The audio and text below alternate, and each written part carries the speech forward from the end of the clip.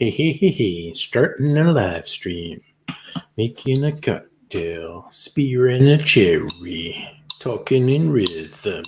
I don't even know why. Oh, I got one. Just randomly stabbing, not expecting to get one, and I got one.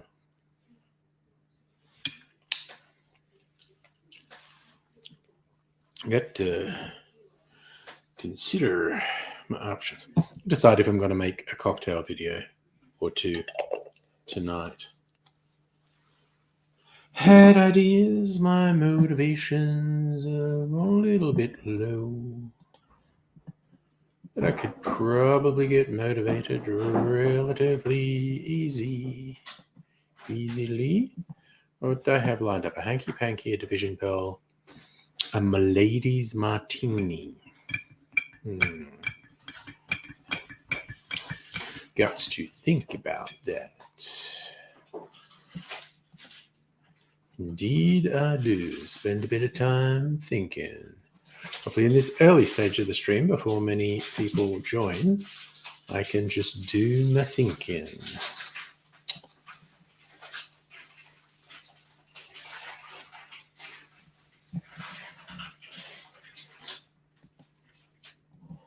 Right. So, looking at cocktail ideas. A brandy-laced meal with zesty orange cutting through the heaviness of cream. Bottoms up. Don't give up the ship. Negronic. A mule mosa.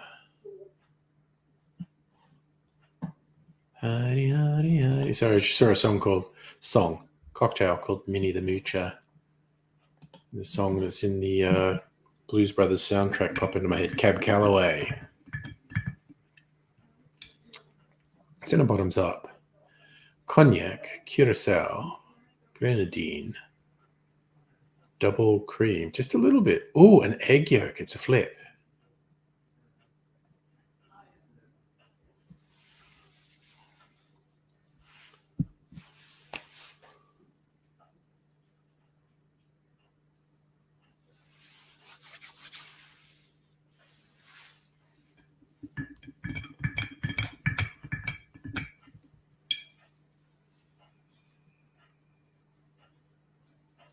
I'm going to make that. Nice. I've got an idea. So, okay. My version of bottoms up. So this...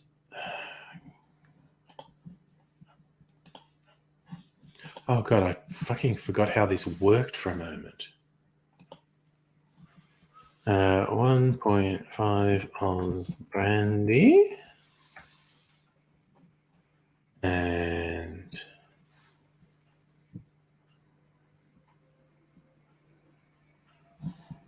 how much is this in mils? 1/6 of a shot. 5 mils.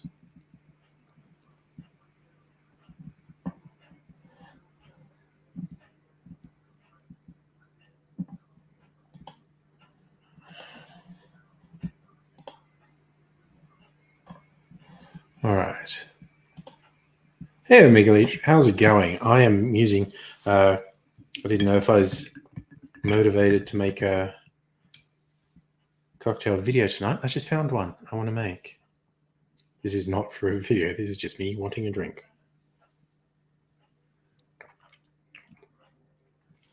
Fuck, that's good. This is just an old-fashioned with a split of grappa and aged apple brandy, Calvados, French Calvados, my brown sugar syrup. I didn't even put any bitters in. I should put.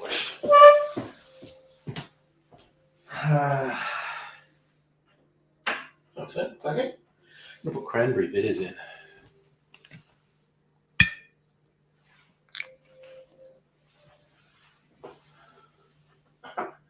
Which looks like a blood stain when you spill it.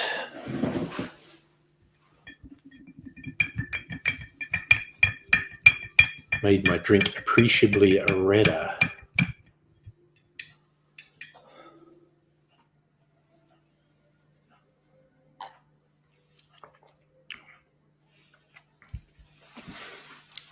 God damn, that's good. All right, so my version of the bottoms up. Okay.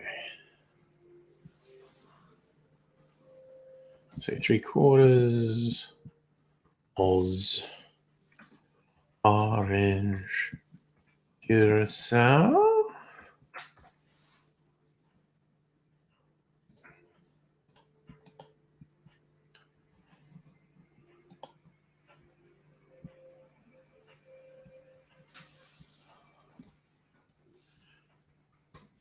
Sugar syrup. I actually used up all my grenadini syrup. So I won't make any. I've got honeys. No, fuck it. I'm just going to use my brown sugar syrup. Fuck it. That's what I'm going to do.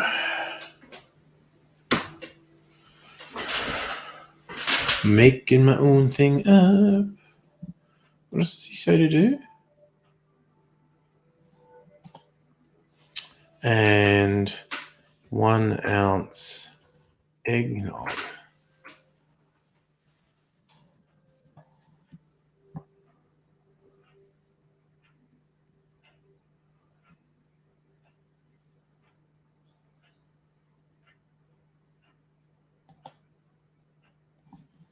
All right, and that is a short, which I am going to shoot tonight. Nice. Maybe even the Gentleman Jack. I don't know. How's your day been, Megaleech? What have you been up to?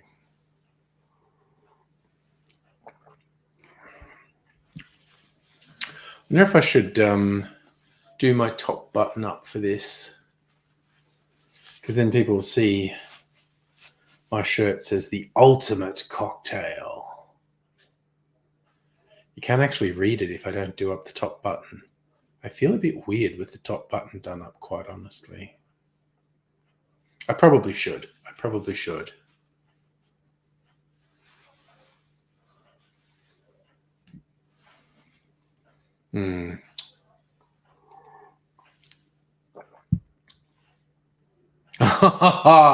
A guilty indulgence. I like it.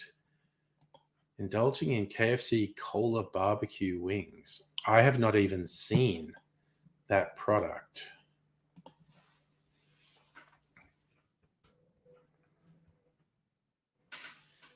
KFC Cola barbecue wings.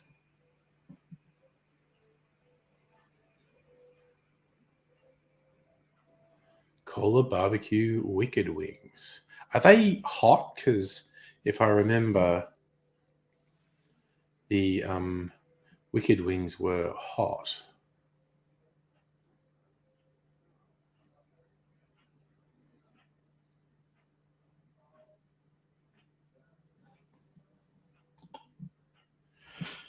In fact, I am such a wuss with spice.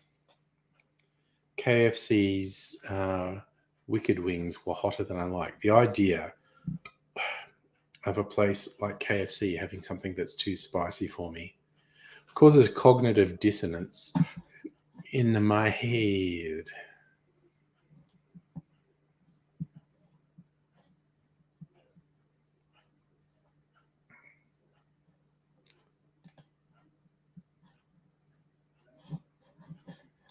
No website, you can't send me notifications.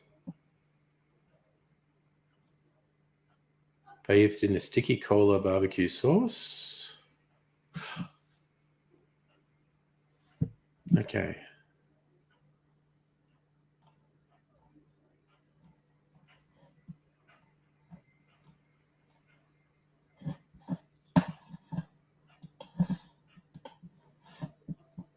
Okay, so normal wicked wings with horse and bub. Okay, so they're probably too hot for me because I'm such a wuss with spice. I don't do the spice. You know, they say the spice must flow. Not for me. No, sir, I don't like it.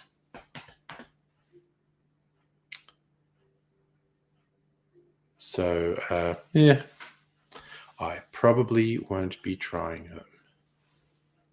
But my favorite barbecue chicken place, deep fried chicken, is a Korean place in Carnegie.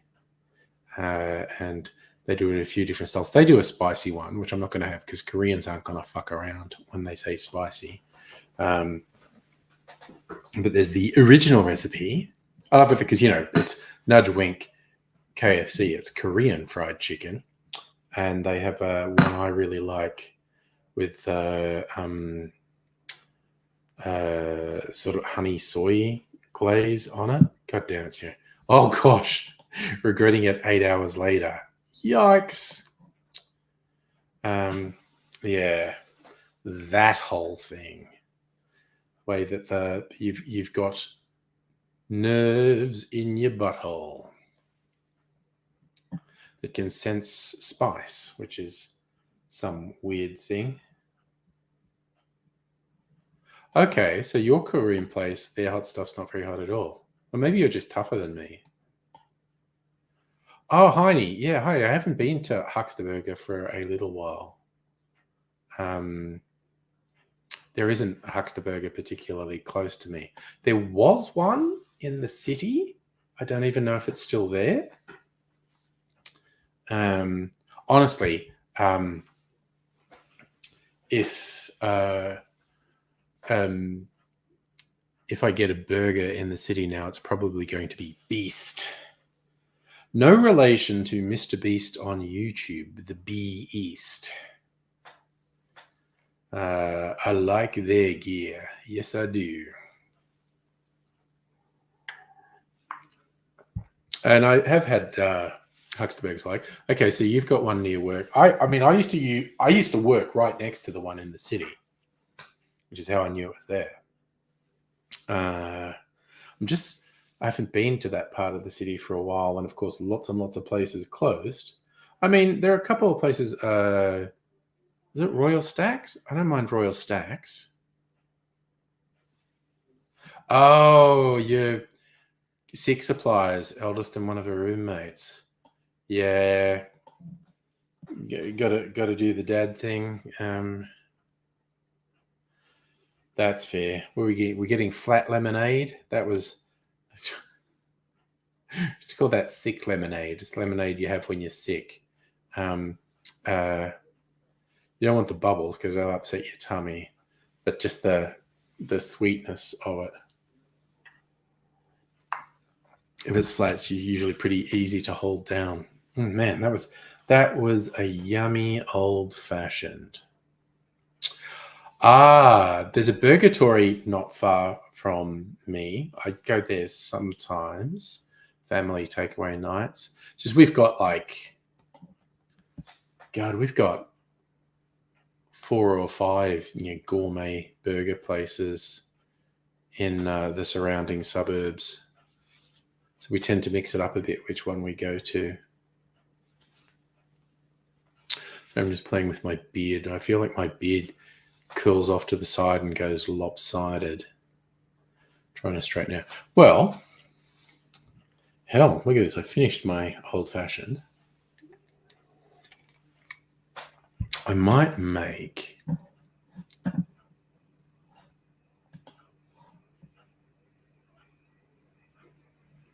yes.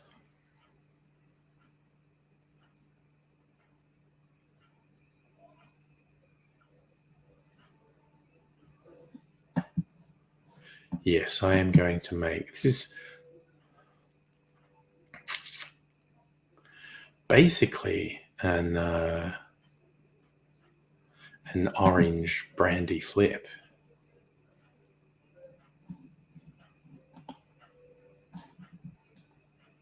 Where are we? Bottoms up.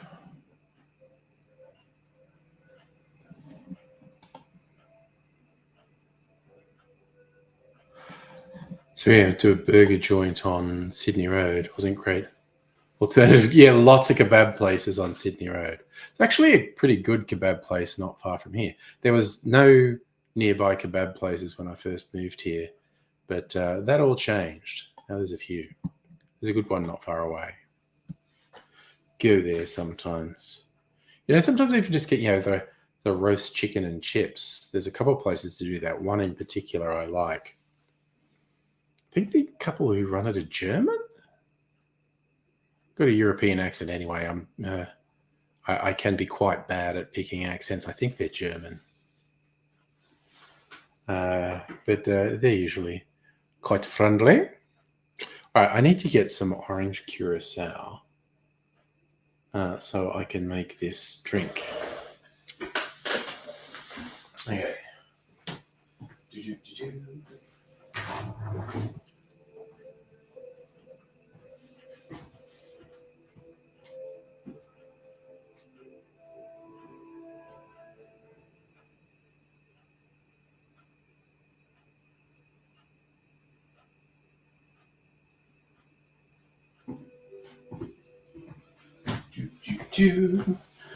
Got an orange curacao.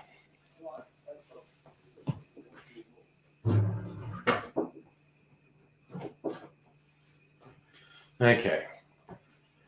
I should say, so this is a shaken cocktail. So where's my cocktail shaker? It's over here. It's over here.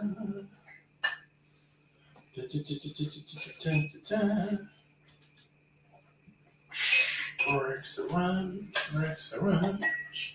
Get a coupe.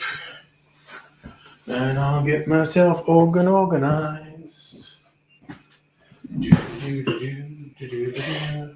Alright.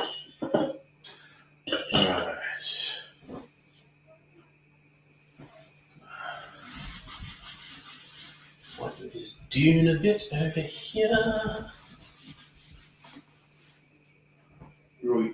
Right. You're bloody well right. Taking the opportunity to wash my hands. Okay. So, what? Well, I might use this cognac. So we got cognac and orange curacao. Who's DMing me? Oh god, I bet this is a fucking spam message. Get excited. Oh no, it's real. Your food's order will arrive tomorrow. Okay. Cool. It was actually a real message.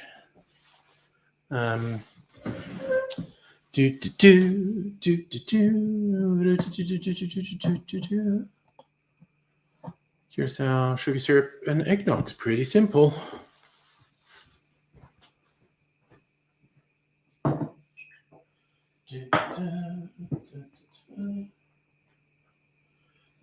Okay, I need some ice for the shaky time. Really need to remember to record myself shaking as well.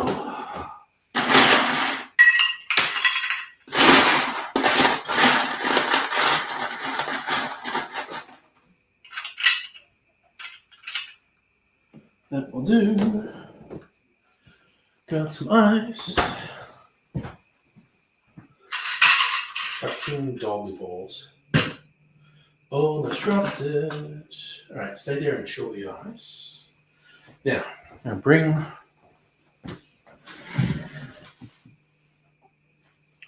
my light around.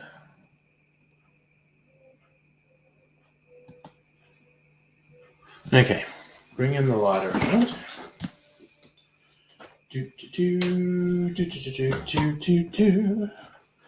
Put that down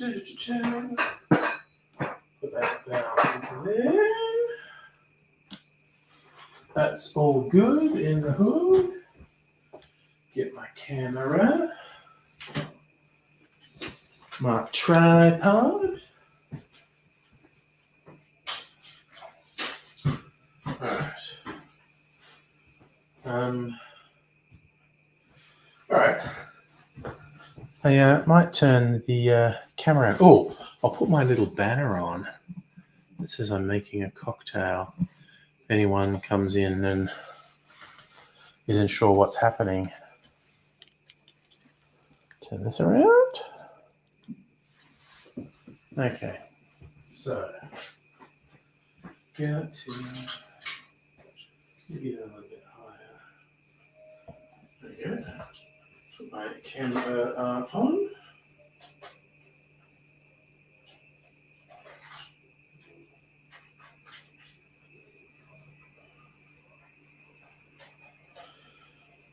Oh, what are we doing? Screw that in place. Put that in place.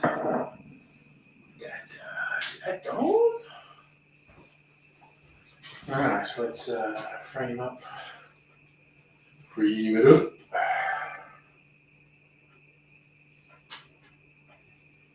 Want to do the high-speed shooting mode.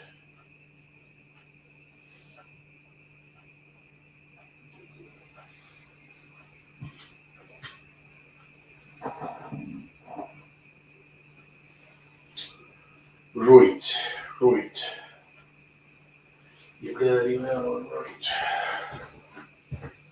Okay.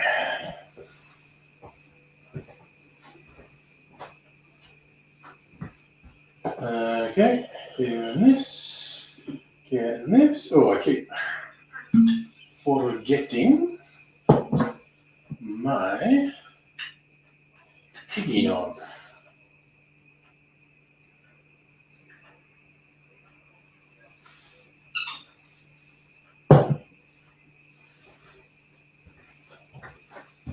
Alright, get my eggnog out of the fridge.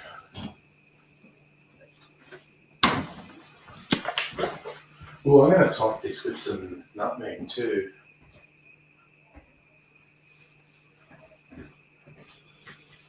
Where's my nutmeg? Oh. Alright, top it with nutmeg. This is going. Let's do this. Recording. This is brand new. It's an orange curacao.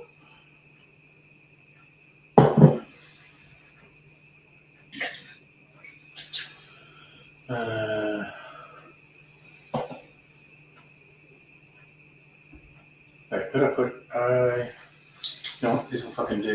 This is here. It'll do.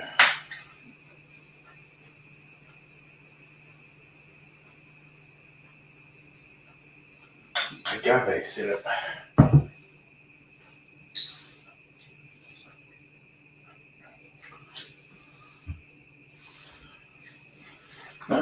My eggnog.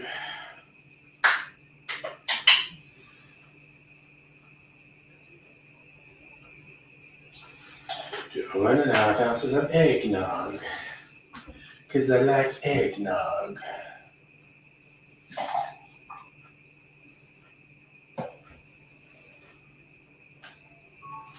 Okay, stand by that for a sec. Put ice in our shaker.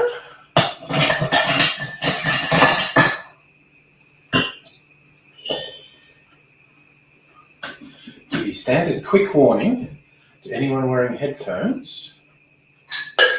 This might be a bit loud.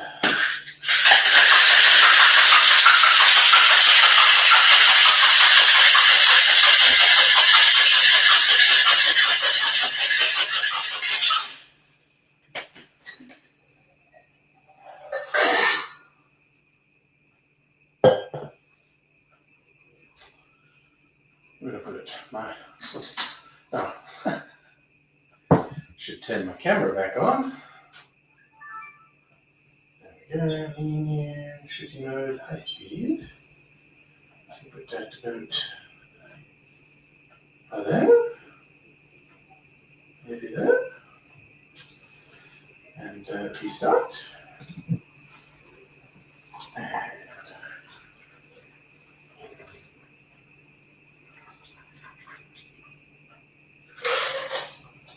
nice. Eggnog drink in there.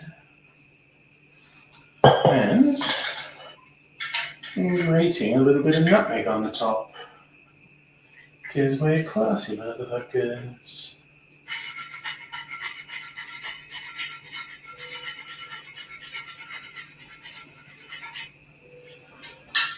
Okay. Donezo. Now, quick talky stuff. That's the professional term, in case you're unfamiliar with it. This is talky stuff. Bring the camera around.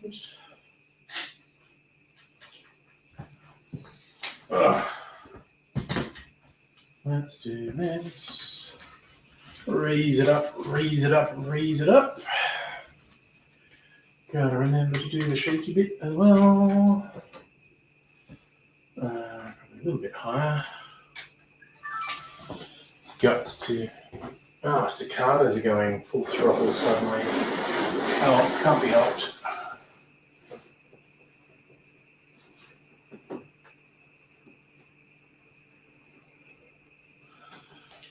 Whatever. Okay. Wide. What are we doing?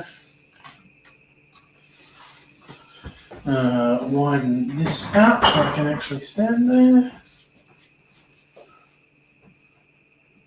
That's pretty good.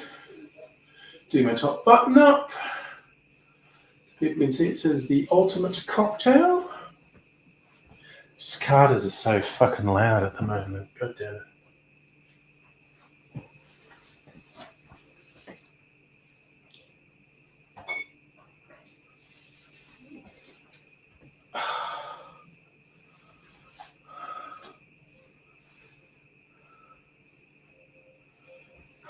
Oh, audio recorder over here.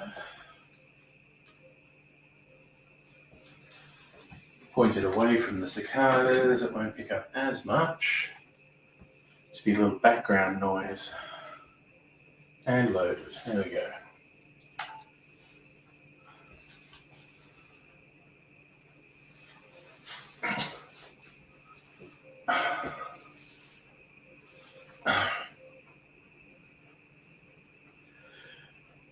G'day, cocktail lovers. I found an interesting looking cocktail called Bottoms Up. Among other things, it has brandy and it recommends cream and an egg yolk. But I thought, I still have some Christmas eggnog. I'm going to use that. So we make it like this. Into your shaker, you put 1.5 ounces of the brandy of your choice. And then we're going to do about 3/4 ounce of an orange cure. Then we're going to do 3/4 ounce. Then we're going to do 3/4 ounce, around 22.5 mils of orange curacao or triple sec. Then we're going to do just a bar spoon of sugar syrup. That's around 5 mils. And finally, I'm adding about 1.5 ounces, 45 mils of eggnog. Add ice to your shaker. Shake that good and hard to get a nice body in there. And then strain it into a chilled coupe. And because it's reminiscent of eggnog, I'm going to...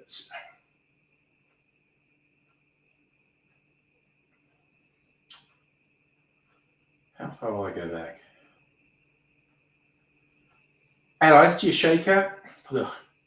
Add ice to your shaker. Shake it good and hard for 10 or 15 seconds to get some body in there, and then strain it into a chilled coupe. And I'm going to grate some fresh nutmeg over the top as well. Oops, I actually have the drink over here.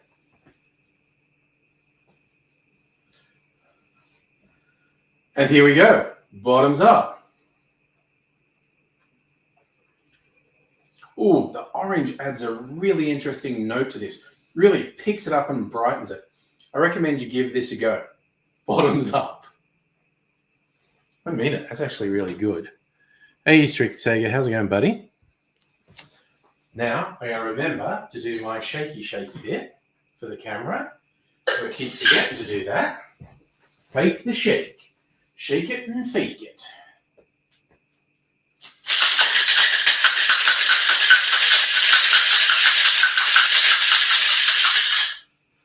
And that will do that. Shazam, y'all.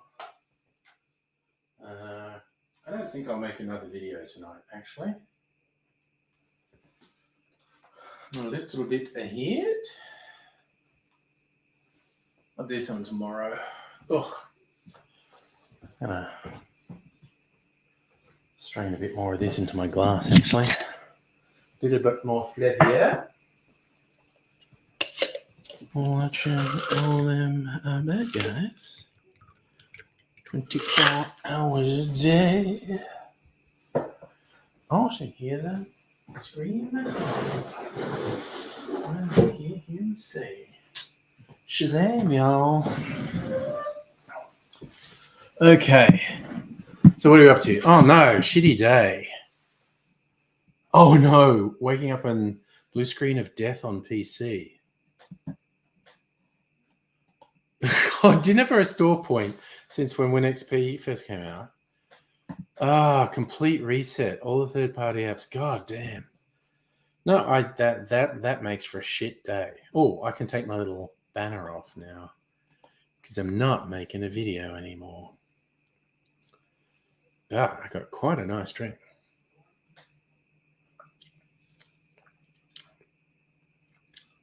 Man, that's really nice. Yum. Creamy.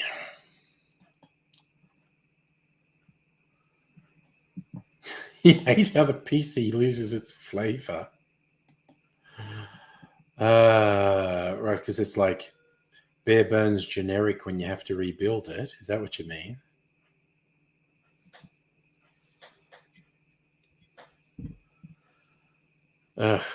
God, just the idea of trying to recover from a blue screen of death.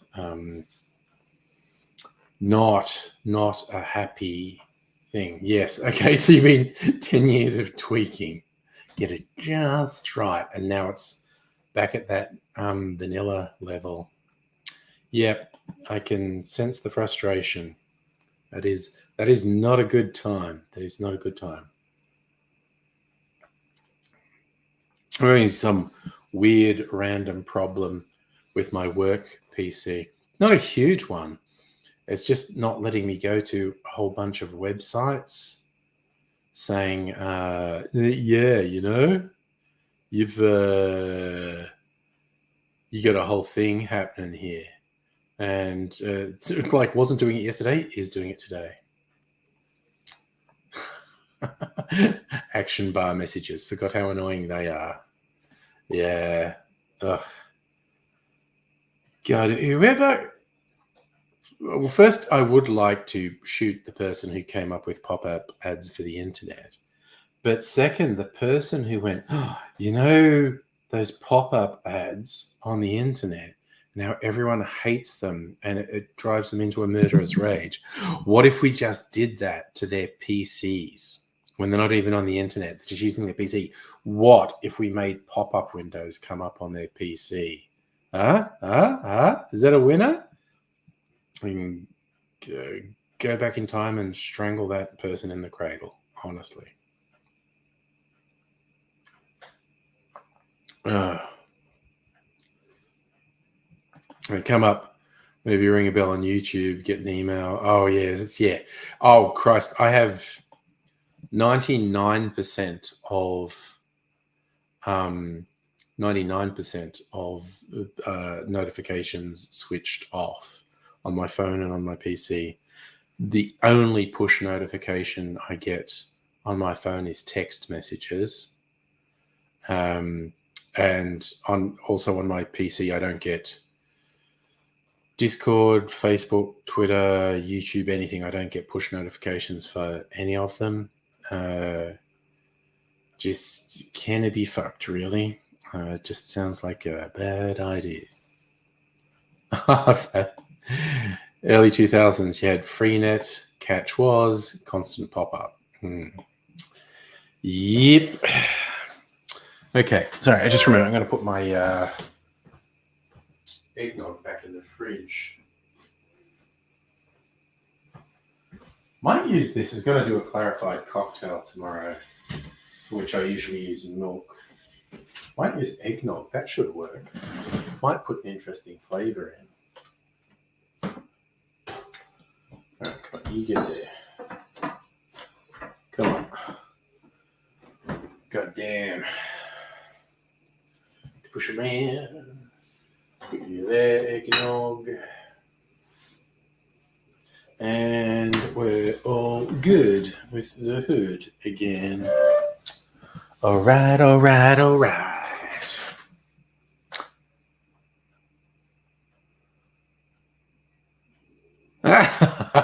You're into the push notifications. You want the Shopify cha-ching noise. Yeah, well, see, which is different. You use them all the time. We're just different. I just don't want them. And that's fine, man. Run your life and your machines how you see fit.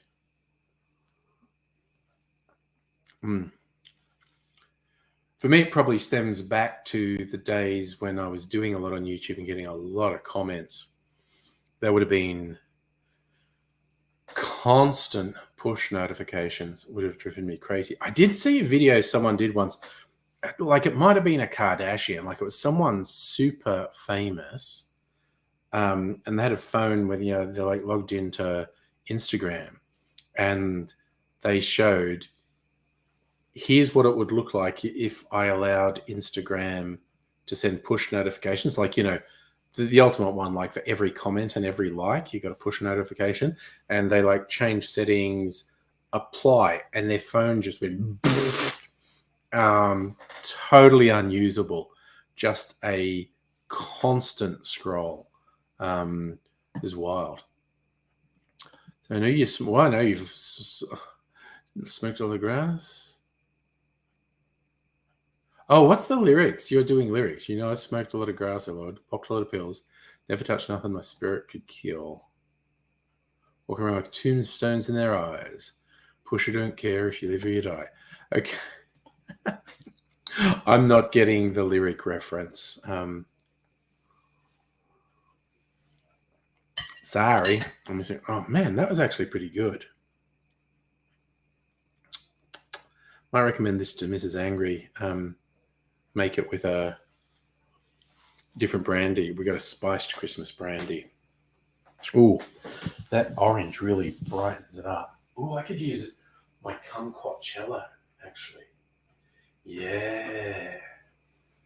Ooh, I might make that with a spiced Christmas brandy and kumquatchello. That would be good.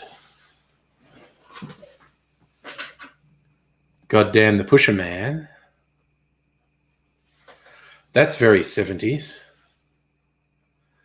I was not singing it. I don't know what it is. I'm familiar with some 70s song, Goddamn the Pusher Man.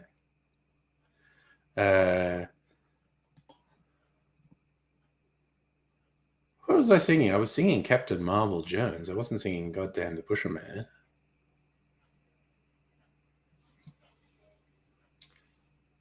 When I was in the fridge. See, dude, obviously whatever I did was completely unconscious because I don't even know I was doing it. Blind Melon version. Yeah, I don't know it. I was singing something else. I don't even know what I was singing.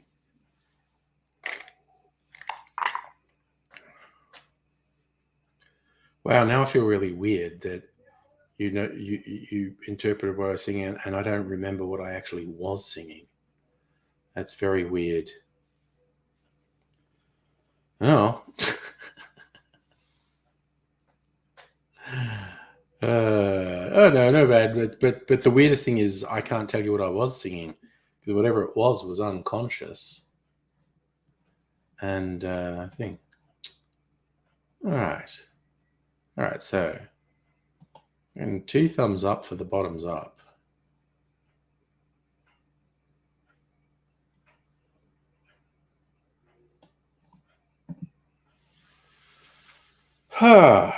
Right. What will we do now? What are we going to do? What are we going to do? That is from an old Mickey Mouse Club. Good God, stupid shit that's in my head, honestly.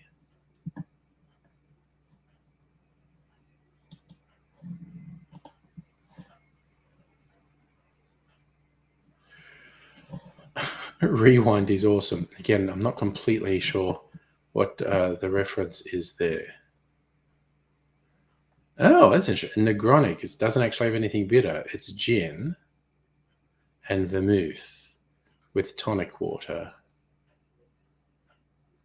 Oh, I might try that. I actually quite like the sound of that.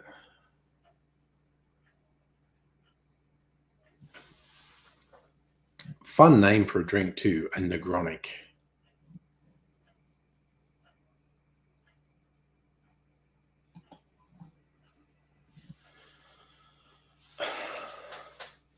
Actually, God, now I know what it is.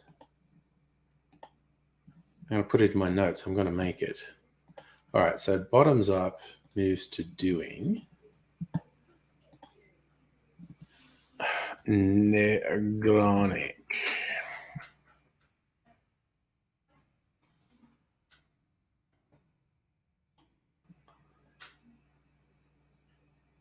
Open the card.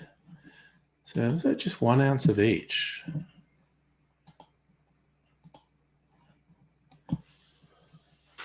One Oz gin, one Oz sweet vermouth, one Oz tonic. Easy peasy. Make it a short. Save. All right. Might make that tomorrow.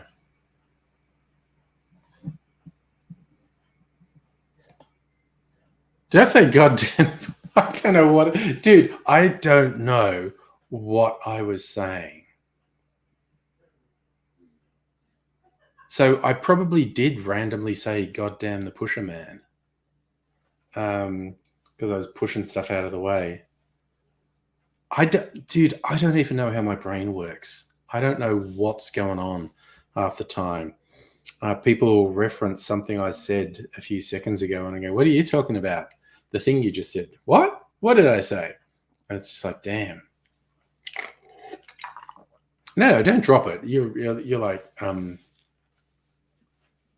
god, you meant rewind is awesome. I could have gone back and looked at. Actually, you know what? I could. I absolutely could. Go back on YouTube. What am I logged into here? Yeah, okay. Angry Aussie. My videos.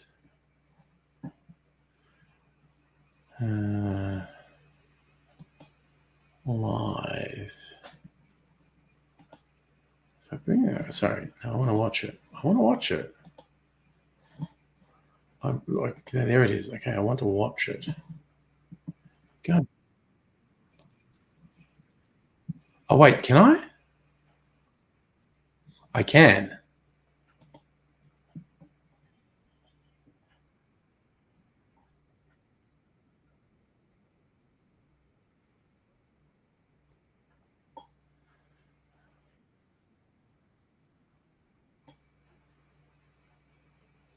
All right.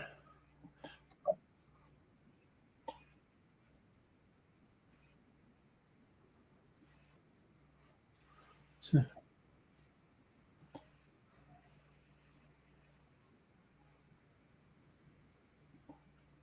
Trying to find it where I went to the fridge.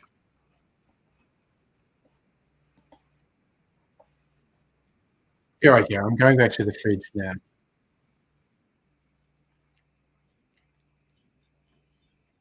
Now I just want to know what I say.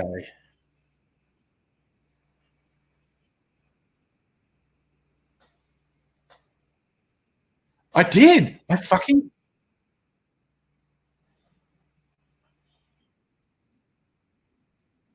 I literally sang "Goddamn the Pusher Man."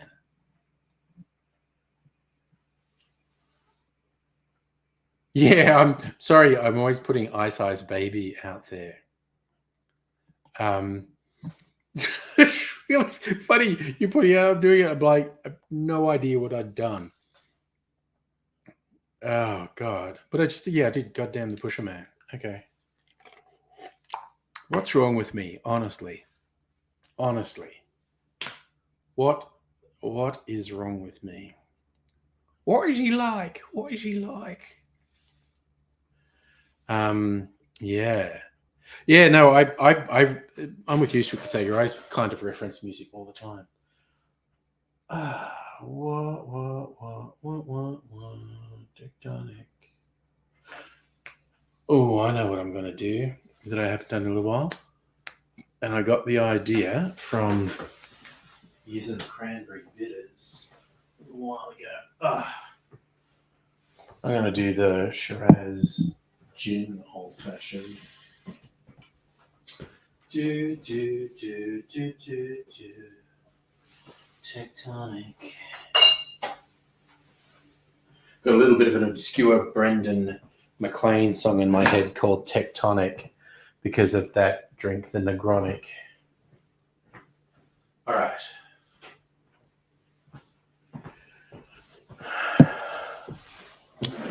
Okay.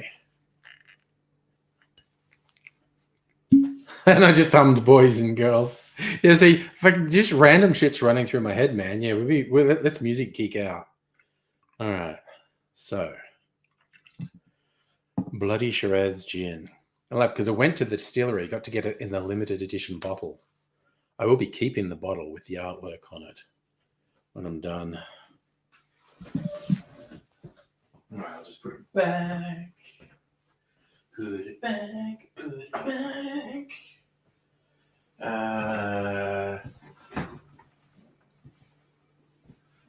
Did I actually use up all my sugar syrups? I got my pineapple syrup I made the other day. And I put a teeny bit of pineapple syrup in there. There we go. And a couple of dashes of cranberry bitters. Bloody Shiraz gin old fashioned. Oh yeah, I was actually listening to a new Gorillaz track the other day.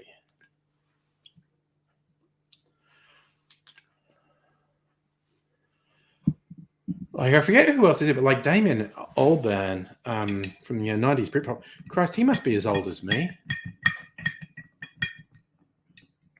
Now I feel compelled to look him up.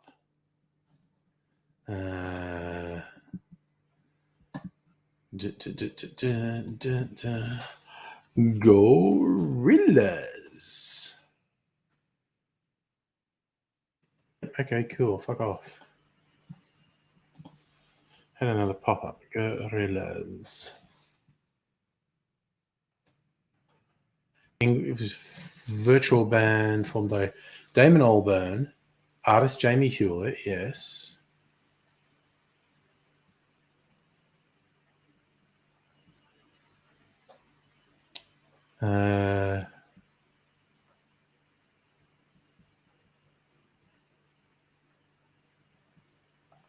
Actually, I just want to look at how old is Damon Albarn. Yes, he's as old as me. I thought he was. Fuck yeah. Hellion, hello, Kirsten. I just mixed myself bloody Shiraz gin old fashioned. Yeah, I know. Look at that. The ultimate cocktail. Well, what's that? That's a Cosmo, really, isn't it? You look at the color and the glass it's in. That's a Cosmo. I do not agree that the Cosmo is the ultimate cocktail. Long way from it. Although, when I did a vodka is bullshit video, and I made it with all the different spirits, and like I did gin and white rum, and almost as a joke, I did one with tequila. The tequila Cosmo fucking rocked. I mean, they're all better than a vodka Cosmo. But I literally only did tequila as like a wild card. It was the best. It was really good. So I even, stretched my Sex and the City knowledge as far as I went. I was going like, your traditional Cosmo with vodka, that's the... oh God, now I'm blanking. I'll just get them up so I don't come... Sex and the City characters. Okay, so the vodka Cosmo is the carry. It's the boring, straight ahead stereotype. The gin was the Charlotte. Fancies itself being a bit more sophisticated. The white rum Cosmo was the Miranda. Just it's a bit edgy. It's a bit out there, a bit worried. But the wild card, the tequila Cosmo, was the Samantha, the real wild one. And lo and behold, I was extremely surprised that tequila Cosmo was the best one. Actually, was the one I liked the most. But I did most definitely once more establish the ineffable truth of vodka is bullshit. So,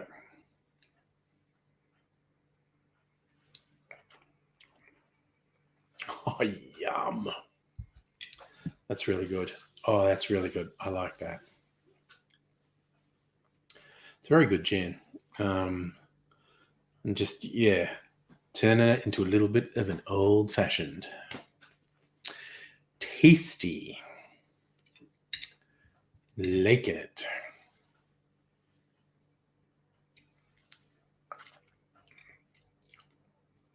And I gotta wash this bottle.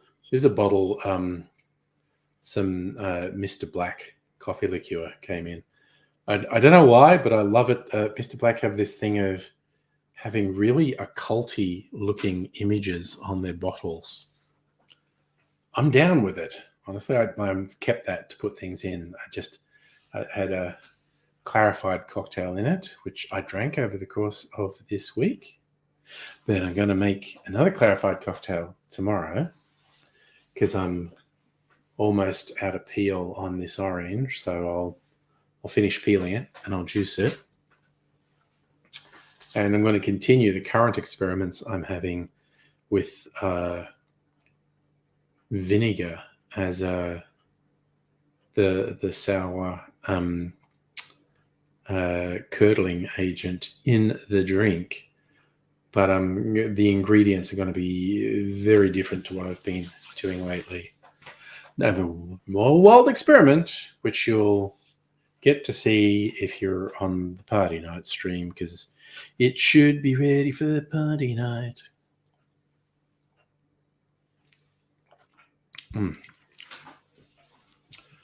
Oh, that is so... This does not taste like gin.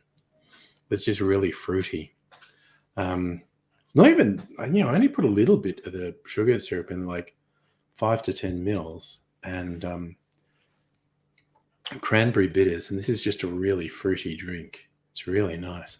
Oh yeah, Kirsten, the reason I tried vinegar is because shrubs are a thing, which is vinegar cordial basically. And shrubs have been popular for a long time, and I'd been meaning to experiment with them. And it was a couple of weeks ago, the first time I tried it. I thought, well, I'd normally put citrus in. Why not use vinegar? And it's interesting. It really livens up the whole taste. And the second time I made it, I cut the amount of vinegar right back, which is a good idea. It still carries through. So it's wild. Yeah, see, that's where it crosses over. You didn't have lime juice for a dinner recipe, put balsamic vinegar, decided you like it better. Oh, in fact, we've got some balsamic up there.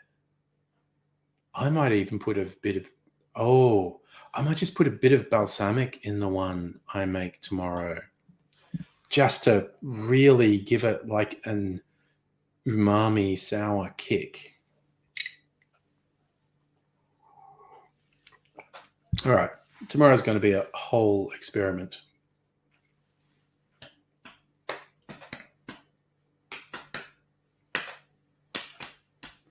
Need to get a few things from the supermarket tomorrow. A new orange. Some citric acid so I can do super juice. I've got a lemon and a lime. And I don't just want to juice them once. I want to turn them into super juice. And then I'll have a lot of juice from just the individual fruits. Because I like, during the day, I'm often drinking Pepsi Max, and I like to put a squirt of citrus in it. I think it's very yummy. And so, yes, I obviously also, of course, use citrus in cocktails. But it's not just cocktails. I just like put a little bit in a Pepsi. It gives it a bit of zing, which I quite like.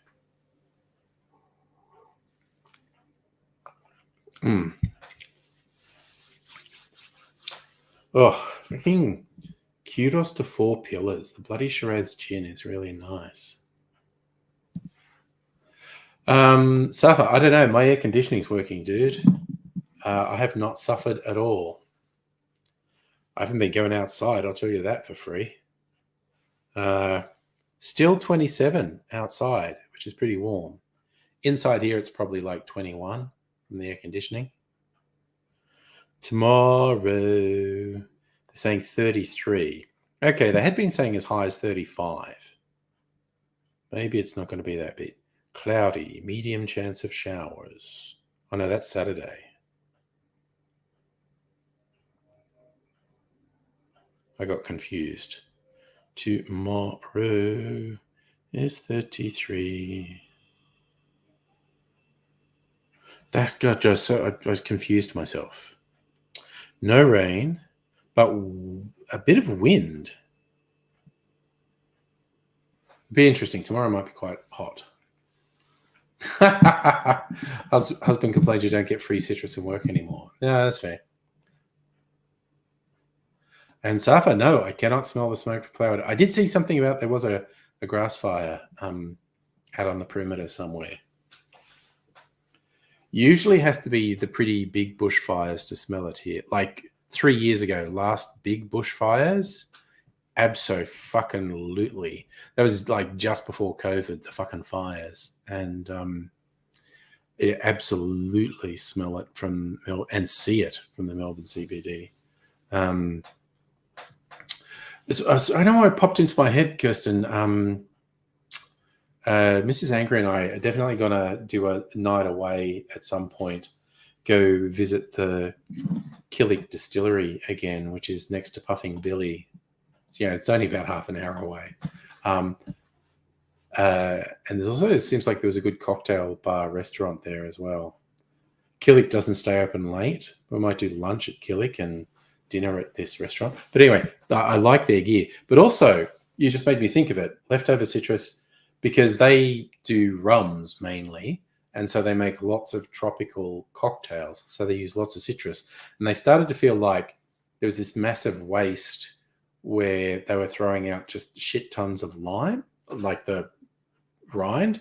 the husks after they've squeezed the lime for the drinks, and they started feeling that was really wasteful, and they experimented, and they used the leftover bits of lime to make a liqueur, a version of triple sec. Triple sec is usually an orange liqueur, and they made it with limes, and I got some. It's freaking great. It's really good. They do good rums as well, but this lime triple sec, very good. So if you couldn't go outside for 3 days during Black Summer, oh yeah, really fucking harsh. Yeah, Kirsten, is it still heat wavy in South Australia? You often seem to get it worse than Victoria. Often we get what you get a day or two later, but not always. Sometimes you get really nasty weather that never hits us. Man, that is really nice. All right, so I've been making myself nice drinks tonight, so kudos to me. Looking after myself. I like it. Oh, nice. I'm glad you've got working haircon, Kirsten. Yeah, because it hasn't bothered me. It's like, 30 plus 3 days in a row is a bit tough. But I went into the office on Wednesday. I normally wouldn't, but there was a whole thing that was sort of core to my work. We were doing this full day workshop, and so I had to go in. And it was productive. I don't mind going in there when it's productive. I go in on Mondays and Tuesdays usually, just because Mrs. Angry is compelled to go in on Mondays and Tuesdays. So I thought, well, I might as well, because she's not here. But then I went in on Wednesday as well. I half considered staying at home. In fact, I came home early on Tuesday because my Archie Rose delivery was going to arrive, and I didn't want them to take it to the post office, but they just left it here anyway. It was ridiculous. But anyway, oh, nice. So you're getting rain tomorrow, so not as hot on the weekends. Saturday's our cool change. Tomorrow's the warmest of the days for us, and then supposed to be a cool change on Saturday. We'll see how that works out, I guess. Do.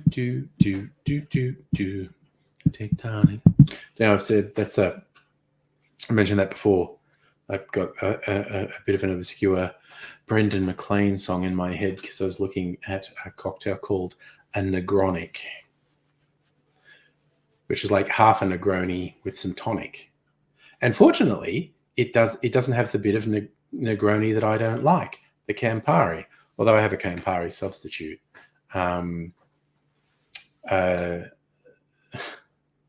But it's just gin, sweet vermouth, and tonic, which I think sounds actually interesting. Probably going to make it tomorrow. I'll make a video for my cocktail channel. And I could go the whole way. I could use one of my red gins. Besides the Four Pillars Bloody Shiraz, I've got the Anther Cherry Gin, which is very red as well. Oh, yeah, Safa, no, you cop the shit in the country. Also because you're closer to the Western Desert, so you're more likely to get a thing. Ooh, not too much rain. Don't want to upset the grapes. Oh, yes, it's a volatile time.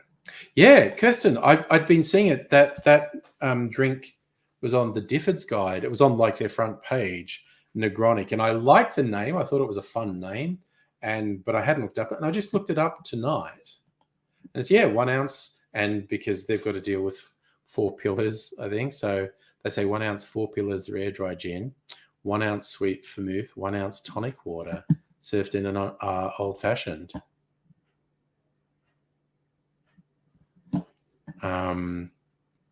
Sounds fucking nice, quite honestly.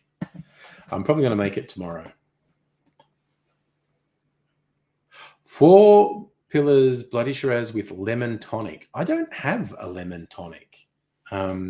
I think I had it with tonic at the Four Pillars Distillery. We got tasting flights, and I'm sure we had it with tonic. I don't remember what. I don't use tonic that often. Like, I was thinking of cheating for the video and using soda rather than tonic. I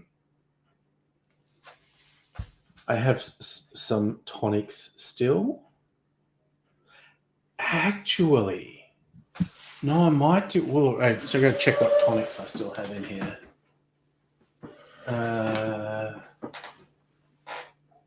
Tonic. Yes, I do still. I've got the Cappy Garden Tonic, botanicals blended with lime. I think I'll use that. I think I'll use that in the Negronic.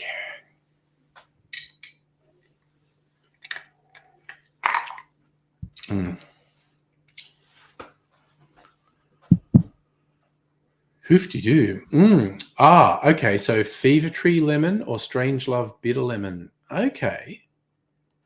I will have to look into that. Not huge on tonic. It just crosses over into being a bit more bitter than I like. Not like Campari, which I can't fucking stand. I'll do tonics. And a gin and tonic is nice. I'll have to look into that though. Fever Tree Lemon or Strange Love Bitter Lemon with Four Pillars Bloody Shiraz. And I might even try it with my other red and pink gins. I have several. What have I got down there? I've got Brookie's Passion. Their passion fruit slow gin. I've got Cerise from Bass and Flinders. God, what have I still got from Brogan's Way? What's this? I've got so many fucking red and pink gins. Passion fruit gin from Brogan's Way as well. But I finally got some more clear gins. So I've got enough variety I'm happy with there. Heine, having a mixer. Nice. Heine, we were talking about you like Jim Beam and cola. I'm going to make a thing soon. I've had this for a really long time. I'm definitely going to make the video soon. It's like a Jack Daniels sampler, and it's got a standard Jack Daniels number 7. It's also got Gentleman Jack and a single barrel select. I'm going to make a video that basically is it worth using expensive ingredients in a cocktail? And I'm going to keep it simple. I think I'll just make an old fashioned. I'll make an old fashioned with the number 7, the Gentleman Jack, and the single barrel. And then maybe do a blind taste and see things. So no, strictly say you close the vid. And hi Mega H, by the way, you're back. Oh, nice. Husband greeted you with limoncello spritz when you got home. Wonderful relationship you have, Kirsten. I love it. Limoncello spritz. Did you see the other night I got my latest delivery from my mystery subscription from White Possum? Yes, you did see it because you knew the place that made it. The Kumquatcello. That's really yummy. It's really nice. That would be a good spritz, actually. I think tomorrow I'm going to make a version of the drink I made tonight. And instead of using orange curacao, I'm going to use the Kumquatcello. It's basically instant eggnog, but with the fruit liqueur. It was really good. Oh, so you have actually been back for a while, Megaleech. Just forgot to say. All right. As I knew you had to do the dad stuff, get someone 6 supplies. That's important. Nice. Husband makes amazing spritzers. That's a great thing to come home to. Well done, husband. Good job, that man. I like it. I don't even feel that drunk at the moment. I'm really tempted to make another drink. It's already after 9 o'clock. Loo paper and Powerade. The Powerade Yeah, well, that's like I made a joke about flat lemonade. Hey, so too, but yeah. And I'll go. What did we pick up? Uh, you get the stuff from the chemist. We got it in like Super Dupers. Um, the thing that hydrolyte. That's it, hydrolyte. We got hydrolyte Super Dupers for sick people. Oh, nice. Henry from Applewood gave him a recipe. Follows it religiously. Well, Henry knows his shit. I was always impressed when we were watching those live streams back in 2020 that Henry was running. The complexity and the subtlety of the things that he would put together, and the fact that he knew how to forage in the local neighborhood. He knew fruits and leaves and herbs that you could use in drinks. Nice. Ah, Prosecco in cans. Oh, so your spritzer was with Prosecco. Nice. Nice, nice, nice. Nicely done. All right, well, that's good. I really do want to make myself another drink. This is my third old fashioned for the evening. I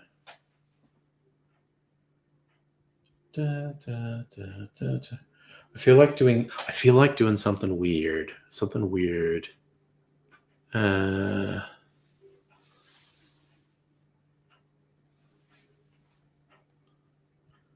the weird thing I'm thinking of is whiskey and Killick's very funky silver rum. Sometimes Prosecco, sometimes soda. I'd probably make them with soda. But I get the appeal of Prosecco.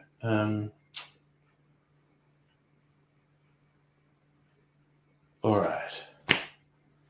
Maybe the Cape Byron. I haven't had the Cape Byron whiskey for a little while. All right, this might actually push me over the edge. We'll see. We will see. Cape Byron, Chardonnay cask. Also, I just want to retaste this by itself. This one.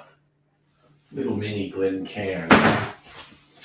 Just want to retaste this. I haven't given it a proper taste since I first got it. Depends if he wants to get you squiffy. Okay. Okay. Let's see what's going on here. All right. I'll put this in the Glencairn.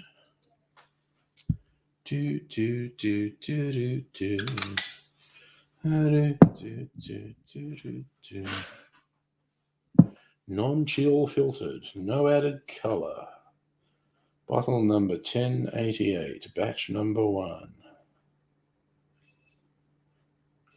Oh, I kind of liked because the Archie Rose I got this week was number 2. I had bottle number 500. I just like round numbers. So getting bottle number 500, I quite liked. All right, Cape Byron Chardonnay cask. Ooh. Oh, it's like dates. Yeah, sticky date pudding. Oh man, that actually smells really nice. Curl the hairs in your nostrils a bit if you just. What's the ABV on this? I thought it was just kind of standard. Well, it's 48%. Okay, that's why it's singeing my nostril hairs a little bit stronger than usual. Ooh. How do they describe it? Because they always come with it. Hey, Justin, how you going? Limited edition, single malt, aged in Australian Chardonnay and American ex-bourbon casks. Palate exudes chocolate. Raisin. I got fucking dates. Baked apples, maple, and hazelnut. It's very rich. The aroma is very rich.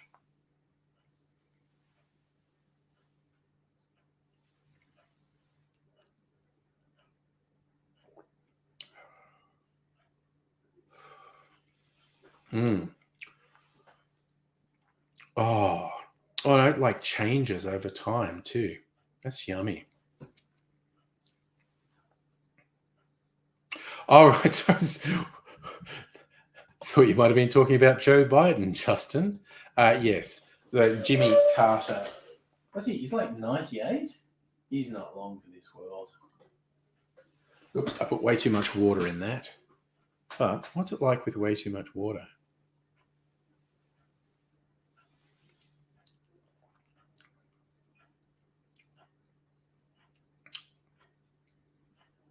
Tell you what, that's not bad. Softens it out too much.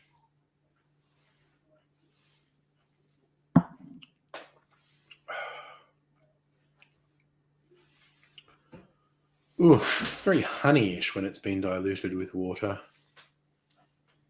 All right, that's pretty good. All right.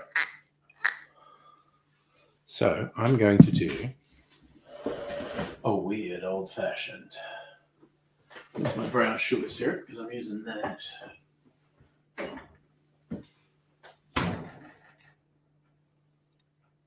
Do I have lag? Is that me? I don't know, dude. Could have been me. I can't see things. I can't see any indicator. There's a problem at my end. That doesn't mean there isn't a problem at my end. All right. That tasty, tasty brown sugar syrup. God. So good. So good.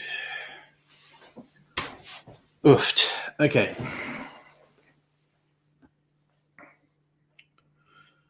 Sugar syrup, get in there. There you go. No one else had the lag suffer. That's the trouble. Doing shit on the internet, when something lags, when something goes wrong, there's approximately 1,000 things that could be causing it. It's very hard to pin anything down. All right, put this one back.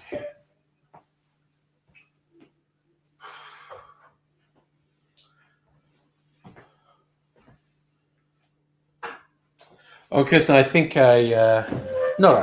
know I saw a hint. Tiny Bear are going to release another whiskey sometime soon, I think, or at least sometime this year. I shall be getting it. I've had a couple of their whiskies in the past and quite like them.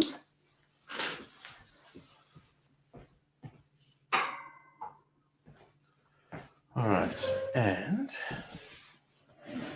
put a bit of Angostura bitters in there.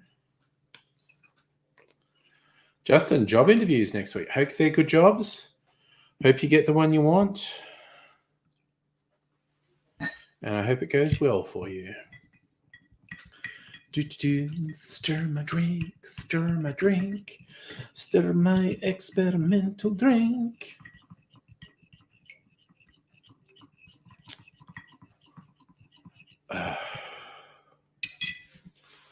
Okay. Ooh. God, that's like flowery. Oh, and fruity.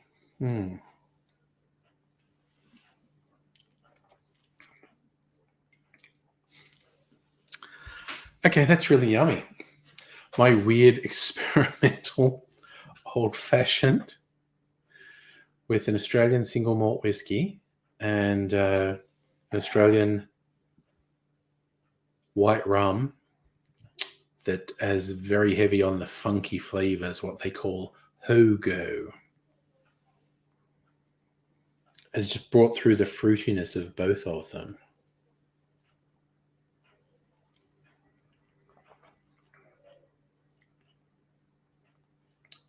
Oh, God, that's really good. Are you looking for permanency? Do random job interviews? Fair enough. I mean, Jesus Christ, it took a year for me to convert my contract into a permanent job. Like, I've been working where I'm working for 3 years now. And it was like after the first 18 months, started talking about, it might be possible to have a permanent job. It took another fucking year to push the paperwork through to create a new permanent role.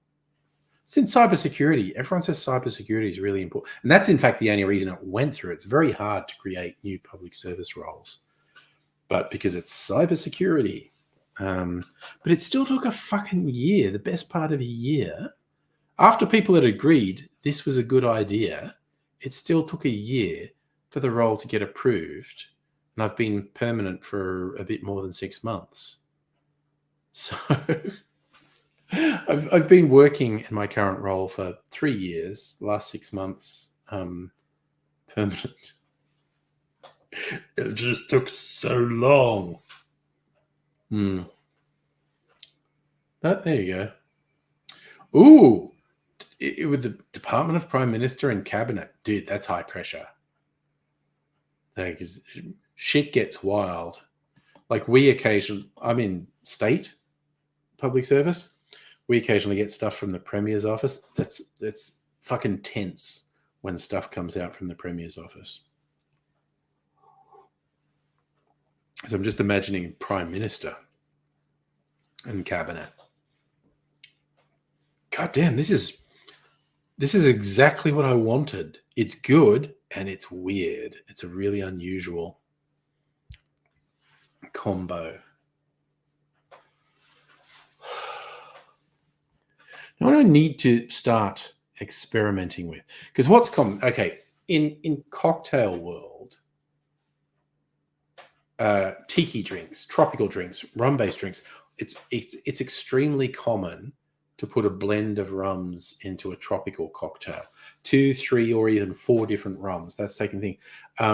You're regarded as a bit weird if you put more than 2 different whiskeys in a drink. There are a few established cocktails that have 2 different whiskeys in them, but more than that, you're regarded as pretty weird. Now, gin drinks, there aren't really gin drinks that say, hey, combine these completely different styles of gin. And that's something I want to experiment with. Like, does that improve or make interesting a sort of standard gin drink if you actually blend the gins you use in it? So I guess the way you'd tell that is you'd make one version of the drink with a standard gin and then have some blends and maybe do blind tastings, decide which one you like most. Justin, a friend who works in the heritage area gets to visit Lodge and Kirribilli. Well, of course, the Lodge and Kirribilli are both heritage-ish, I guess. For those who don't know, Kirribilli is the Prime Minister's residence on Sydney Harbour. Pretty fucking schmick residence, quite honestly. Huge grounds, uninterrupted views of the harbour. Pretty fucking schmick.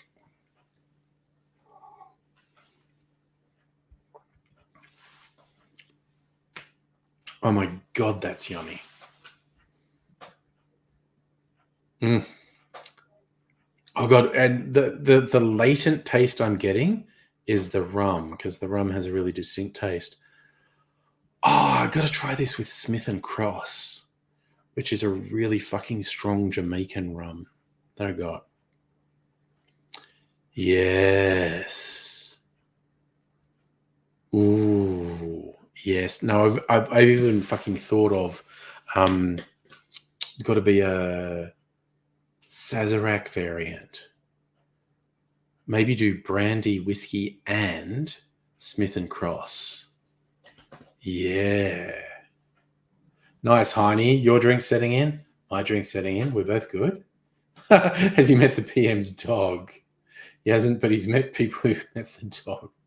You know, the dog has its own Instagram and stuff. Or did they stop doing that because it got a bit weird? I don't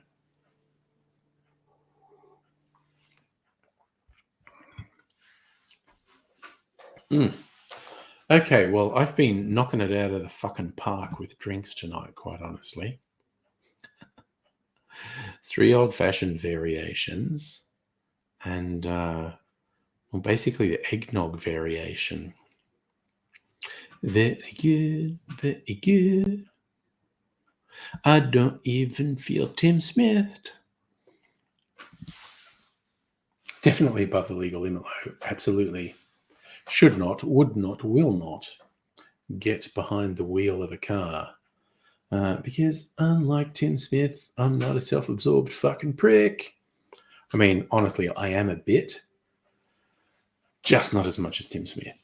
So we'll stick with half Tim Smith, and half Tim Smith is still too drunk to fucking drive.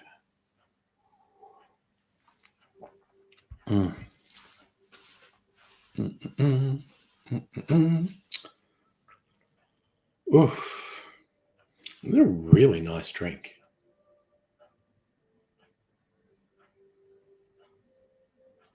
I'd actually love to play with this for a while and tweak it. Maybe do a bit less of the rum. So it's more whiskey forward, but just this weird undercurrent that a whiskey drinker might find hard to pick, because that Killick Silver is really flavorful. Really flavorful.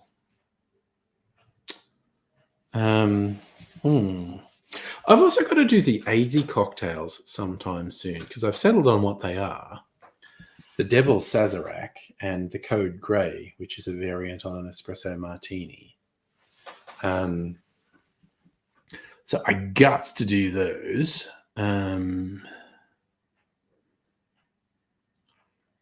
Maybe I'll even do them tomorrow night. I don't know. We'll see. Because they weren't going to be short videos, because they need an explanation of AIDS. I'm just thinking, what are they? It's like, we need to explain AIDS. Oh, dear. I think I would just use the grab from Code Grey right near the start, where he goes, I've been shot, stabbed at, fallen out of a plane, and so AIDS is special, is what I'm saying. Oh, God, the oval porpoise. Okay, well, that's a horribly laboured pun, and we don't even call our prime ministerial thing the Oval Office. I'm not on board with that. I think that's a social media fail. I'm just going to say it. I think that's a social media fail.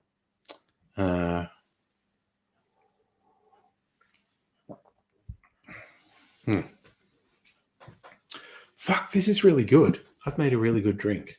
I'm definitely going to do a Jamaican Sazerac. One that has rye whiskey, cognac, and Smith & Cross rum.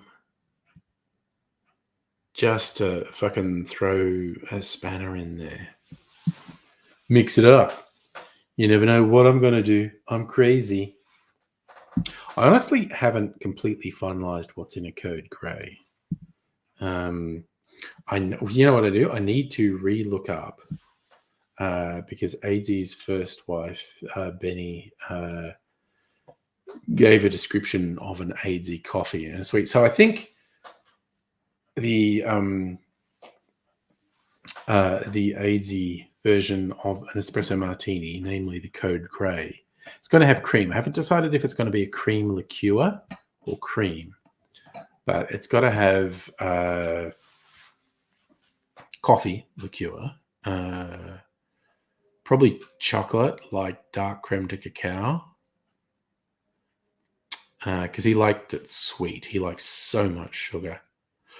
So it's going to be a blend of coffee liqueur and brown creme de cacao, and probably some sugar syrup as well, and either cream or cream liqueur.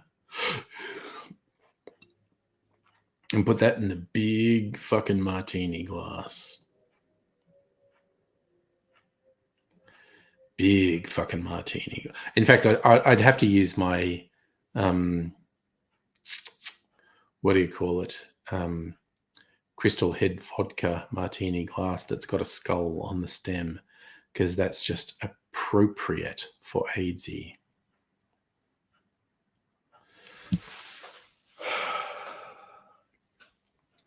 So I might do that tomorrow. So that requires me to make a decision. Oh yeah, no, yeah, Justin, AIDSy saying inappropriate stuff. I think that's where the devil's Sazerac comes in, because AIDSy liked peated whiskey and he likes strong things. So he loved the concept of really strong absinthe. So it's going to be a Sazerac with 2 floats, a float of peated whiskey and a float of high proof absinthe. And because AIDSy was into the dark magic, the dark brotherhood, chaos magic. And I actually made one. I made one of these as an experiment. And this was a little while ago on the stream. And it worked. I actually got the layers, the float of a peated whiskey and the float of the high proof absinthe.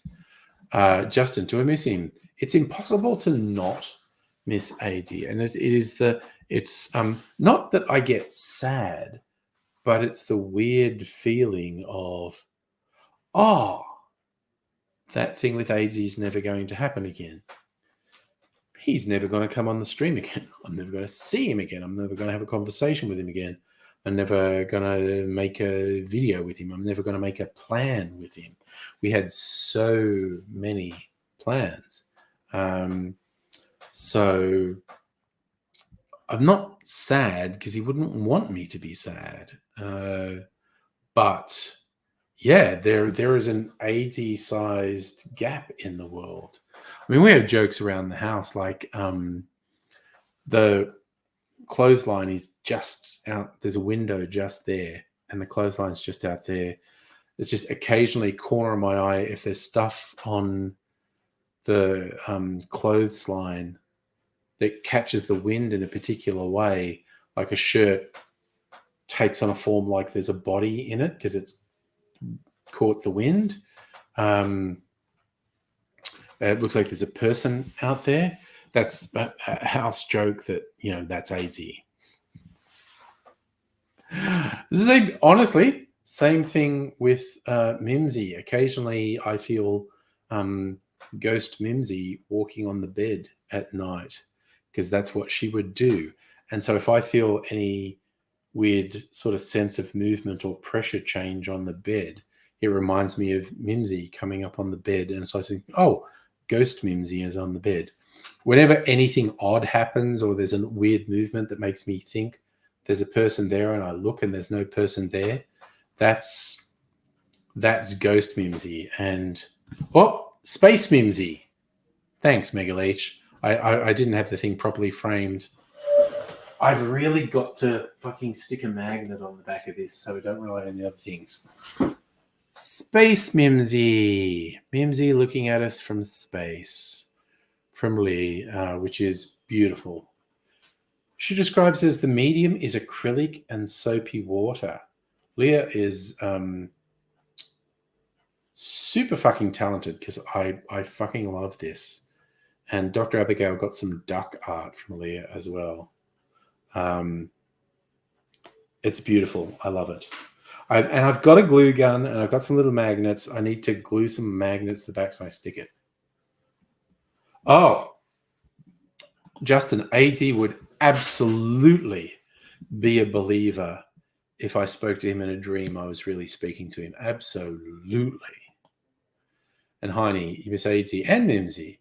It was, again, because AIDSy would just say fucking outrageous shit. And he would never back down. He was never shy. He was never reticent. He would always just fucking dive in, boots and all. More than occasionally to say something absolutely spurious, but it was always entertaining. It was always fun. I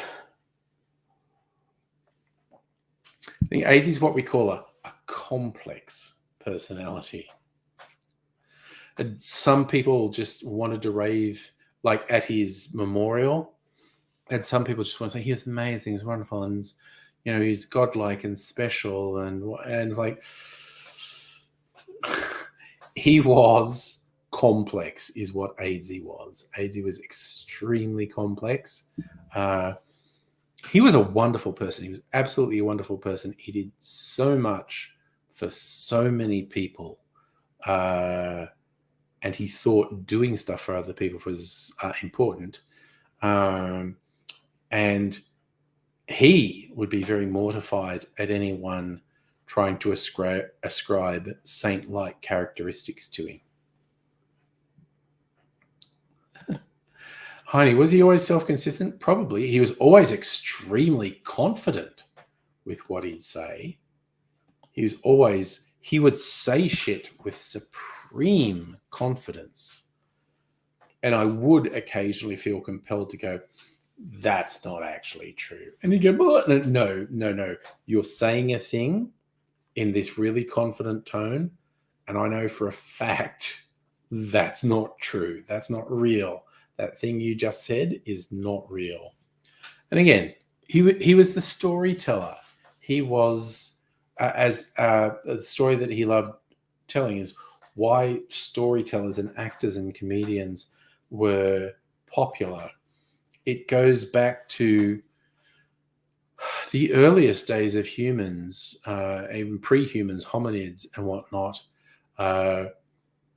in the frigid parts of northern Europe, hiding in a cave as the world's covered in snow and food's getting harder and harder to find, and everyone's huddled around a fire and they're worried they're going to die and they'll never see the sun again. You would have the storyteller, and the storyteller would make everyone feel safe by telling them, no, we know the sun is going to return. The good times will return. Justin, I always believed that story. I know at the memorial, Dave Bushnell's expressed some doubts as to the veracity of that story. I always believed it because, sorry, thank you for correcting me, Lee. Thank you. I always wish to be corrected if I say things. Now I know it's Lee. Okay. So yes, the weed Iraqi embassy. For those who don't know, I think everyone knows it. Aidsy and his mates heard that the guys at the Iraqi embassy in Canberra were growing weed because they didn't have to answer to the laws of the land. So they climbed the fence to steal some weed, and they neglected to consider there were armed guards there. And so like spotlights came on and guys with guns came out, and so they fled. And as they were climbing the wall, Aidsy got shot in the leg. He kind of thinks it was meant to be a warning shot because they don't want the drama of having shot someone. I always believed that story, actually. Hey, Dr. Abigail, how are you doing?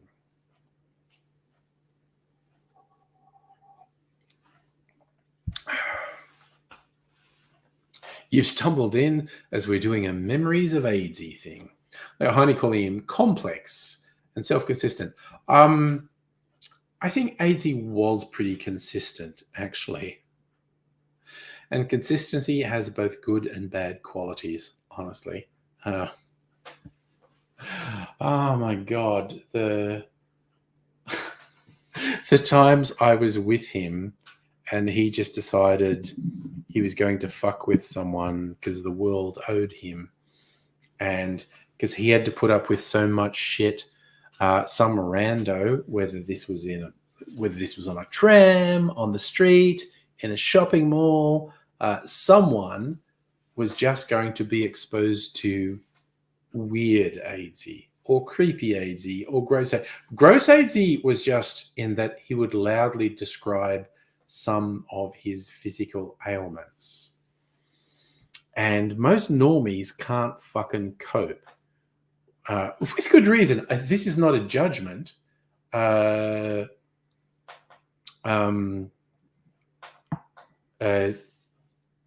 it's not a judgment, but if you can't cope with AIDS' medical stories, that's reasonable.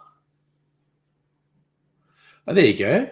See, your powers, Kirsten, made Dr. Abigail appear. Justin, whenever AIDS was telling me a story about himself, I basically believed it. It's not... AIDS would sometimes be referencing stuff in the real world, and I'd go, that's not real. You just asserted a thing with supreme confidence. I know it's not real, what you just said. So if it was stories about himself, I basically tended to accept them as true. But he would tend to say things. I just go, that's not real. And there's no getting around it. Sometimes he was in a bad mood because, for fuck's sake, the stuff he put up with for 20 years would drive almost anyone to be a serial killer. And he was never that. But he would occasionally be in a very negative mood, and he would vent, and he would sort of spray at certain people or certain groups. And I was like, yeah, buddy, you're saying something that's not true there.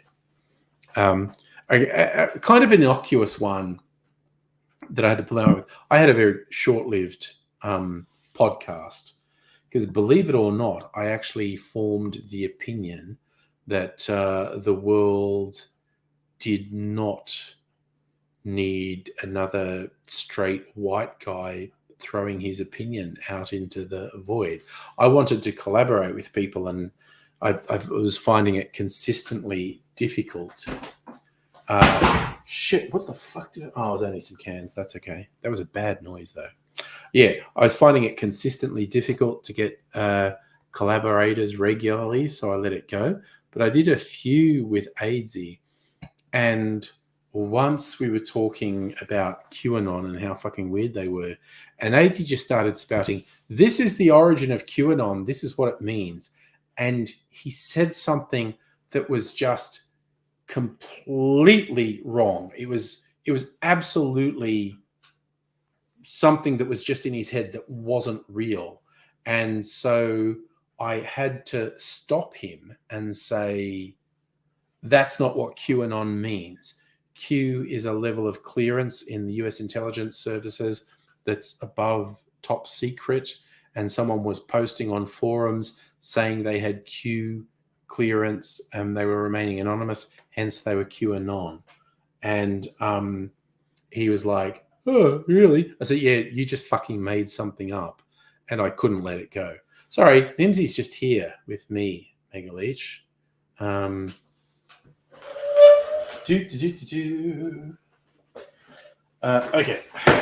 let's go. So,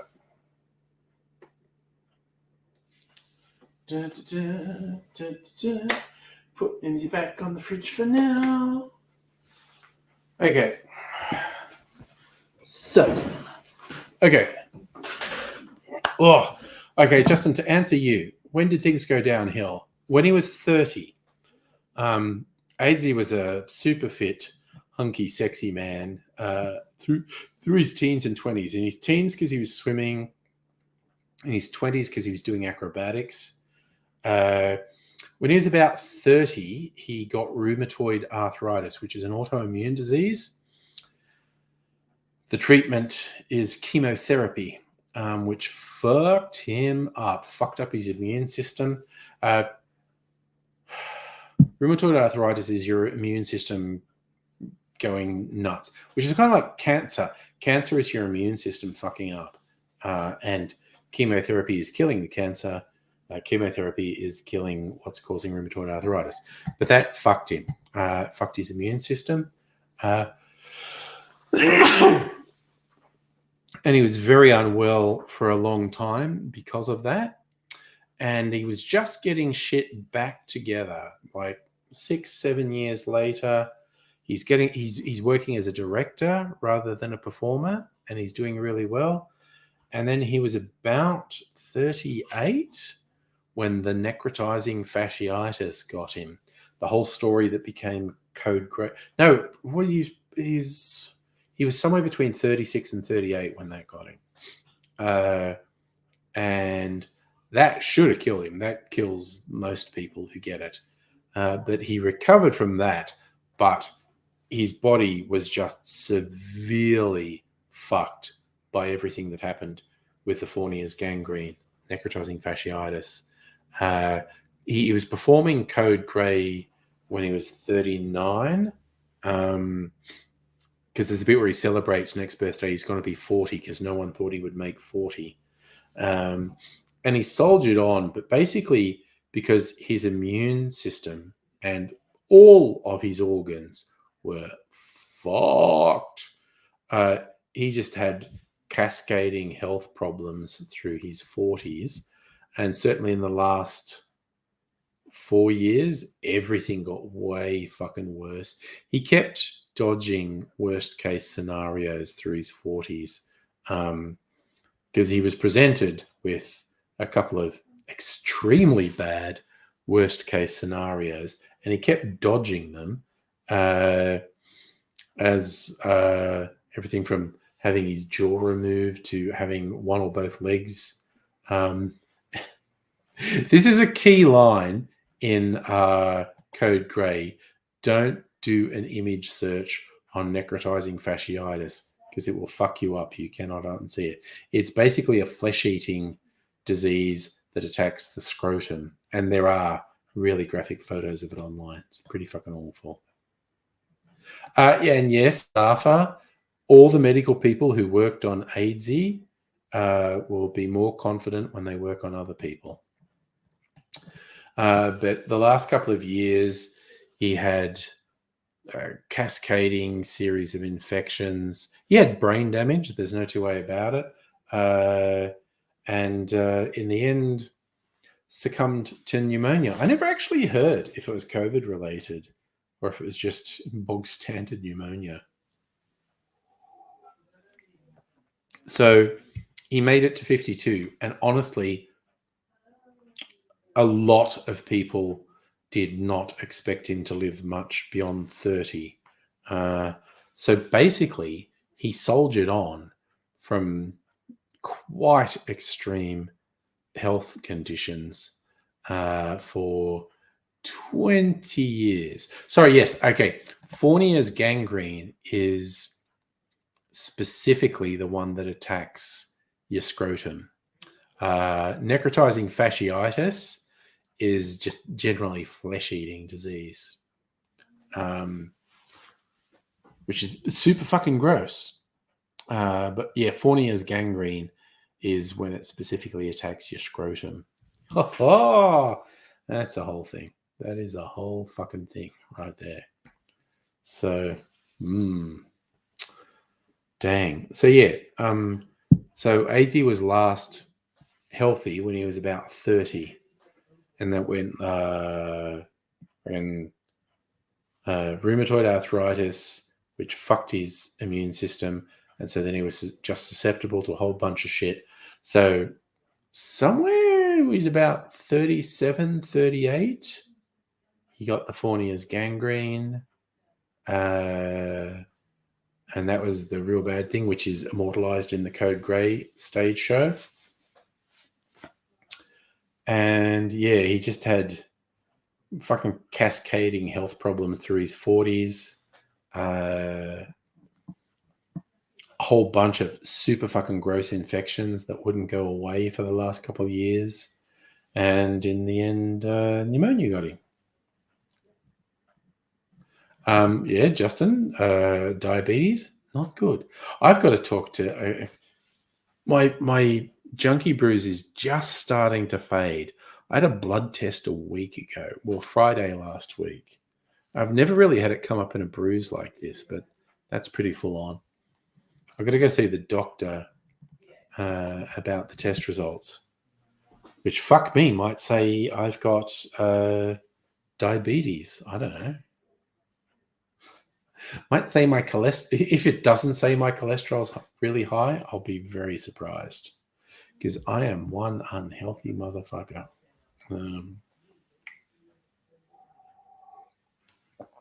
Ugh. Got to make an appointment though. See what's what. Oh, that was really yummy. Sorry, I just did a good job with drinks tonight. Just get me to the stage where I'm half Dim Smithed. I feel like I'm still being relatively coherent, which is good. I drink a little bit of water before bedtime. Be a little bit hydrated. Yes, please. So what's this one? Everyone in chat. If you don't do a Google image search before he has gangrene, you're banned from the channel and you'll poop in the lunchroom. Alcoholic fatty liver disease. That's a fun sentence. Geez, I don't like the sound of that. Well, we'll find out. The doctor's going to tell me the results of my blood test. And like the whole thing, like the message I got, this is not urgent. So it's like, okay, you're not dying. Because I've heard there's been a few very interesting stories when people have had whatever test, like, oh, what's wrong with me? This won't go away. And whether they've had an MRI or a blood test or other tests, and then they get this text that goes, get to emergency now. Because something showed up on their test, like, oh, you could die at any second. I don't have that. Because the thing like, oh yeah, the doctor wants to talk to you about the blood test. This is a non-urgent appointment. Okay, it's like, oh, good, thank you. Okay, that's good. So who the fuck knows? Maybe you might say something really insightful like, you should lose weight. And I'll go, thank you. Are you going to prescribe me some really good drugs that will help me lose weight? Otherwise, I am actually working on it on my own. But for realsies, if you want to prescribe me one of those really good fucking appetite suppressants, Duramine or something, fuck yeah, I haven't had that for ages. And by ages, I mean like 20 years. That stuff's fucking full on. Legal speed, it's amazing. I got to the stage where I was only taking the dose every second day because it's like, I am so fucking wired on this and I have no appetite, but I want to sleep and function normally. So I'm going to take it every second day instead of every day. Justin, you're going to get, oh, okay, your doctor's offered weight loss medication. Yes, there are some, this goes back ages, even insulin. Some people used as a weight loss thing. But yeah, if you're doing it under medical supervision, that sounds okay. Dr. Bell, you got a GP appointment routine and had an ambulance called on you. Oh, damn. Yeah, okay, so AZ used to get calls like that all the time. Like he'd submitted to what he thought was a routine test, and they were like, yeah, dude, get in here now. And he's going, oh, I was going to come in the end of the week. No, now. Come in now. I've never actually had that one. I hope to continue to avoid getting that one.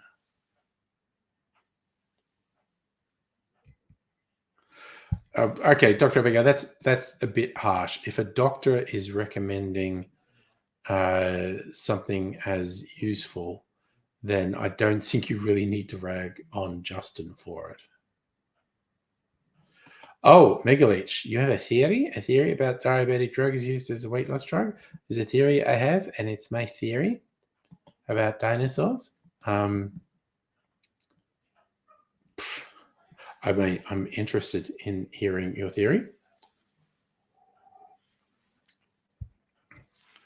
But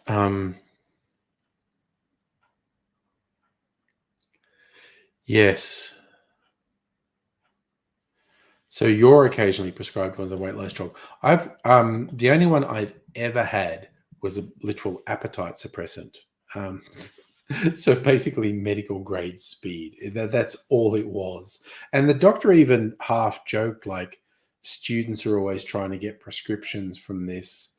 So particularly around exam time, so they can stay up all night. Yeah, no, I know what you're talking about. I've forgotten the name of that one, but it's like, yes, rich, fashionable people have been buying up a drug that diabetics need because there's a rumor it helps with weight loss. I don't think Justin fits into that category. I think it's a health thing with Justin. But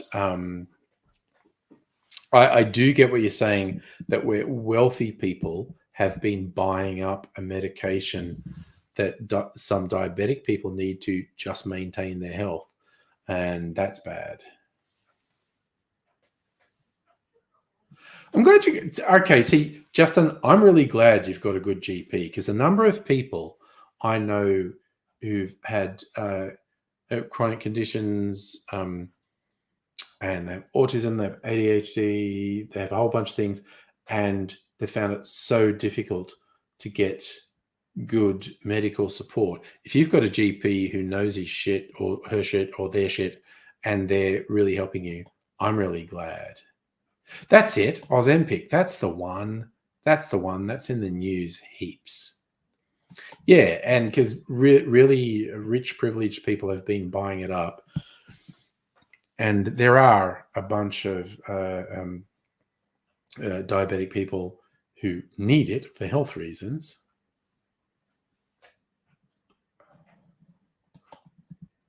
Okay, so here's the thing, Mega Leech. In very broad terms, and there's an asterisk next to this because there's a lot of complications that make this difficult, but weight loss is about burning more calories than you absorb. So it's like burning more calories than you intake. For the vast majority of people, in the vast majority of cases, controlling what you take in is actually far easier and far more effective than any auxiliary thing you come up with to burn the calories, whether that be exercise or medication. Controlling what you take in, like eating better, is far easier and more effective than burning calories or dealing with what you've already taken in. That's absolutely true. So, Kirsten, your sister was offered the Ozempic, and not rich or privileged turned down. Good on her. But yeah, it's less of a thing here, I think. But I feel like from what I've been reading, it's a big thing in America.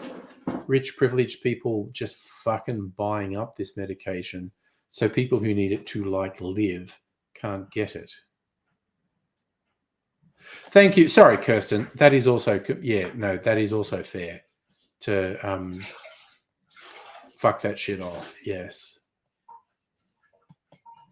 Yep. No, and I appreciate that completely, Kirsten. And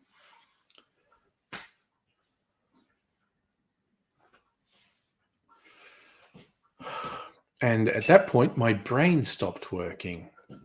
There were too many conflicting messages, and my brain went, I don't want to process any of that information anymore. Yeah, it is. It's a weird and complex issue, and everyone has their own relationship to it. And society has a fucked relationship to it, as far as I'm concerned. And I'm not on the receiving end. That's okay. Dr. Abigail has got us onto a much better topic. Boobs. That's about as much as my struggling brain can deal with it. No, I'm just talking about boobs now.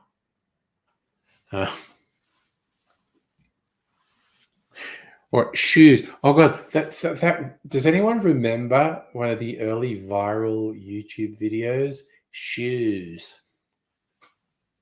That got into my head now. But we could do a song, and there probably is one on YouTube, Boobs, to the tune of Shoes. I wonder if that still comes up on YouTube. If I if I just open up YouTube and I just, in the search, I just put shoes. What comes up? Yes, it's one of the top results. Liam Kyle Sullivan. 6.8 million views, uploaded 16 years ago. That's one of the original fucking viral videos. It's less than 3 minutes long. Almost 7 million views 16 years ago. God damn.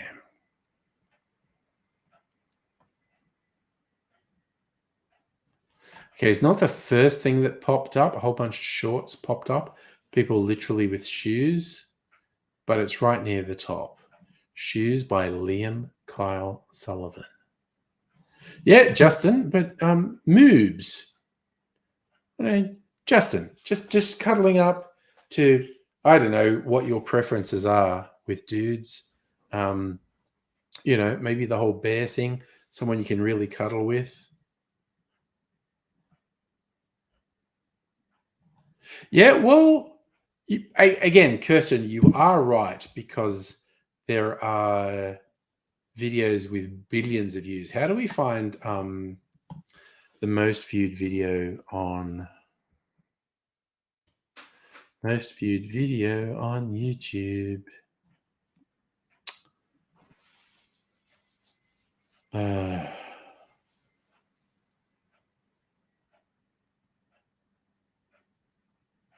Someone's did a fucking moving graph. I love those things. I'm going to do it. I'm going to turn this sound off. Justin Bieber had the most viewed video in 2012. If we jump to 2021, the baby shark dance in 2021. God damn.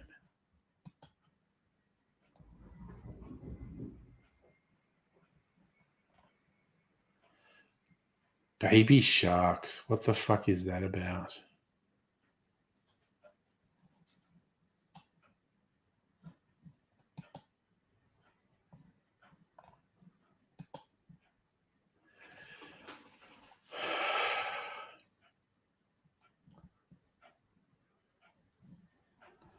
What the fuck is that? Why are they saying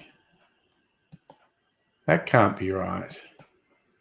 That number's way too low. 11 billion.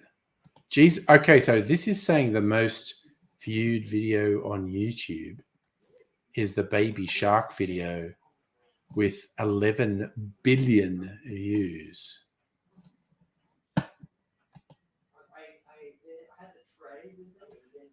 And yes, kids vids, strictly say yes. I'll do it. I'll do one more search off YouTube, actually. What is the most viewed YouTube video? Yeah, Baby Shark might be the current record holder. Gangnam Style held top spot for a long time, for like 5 years.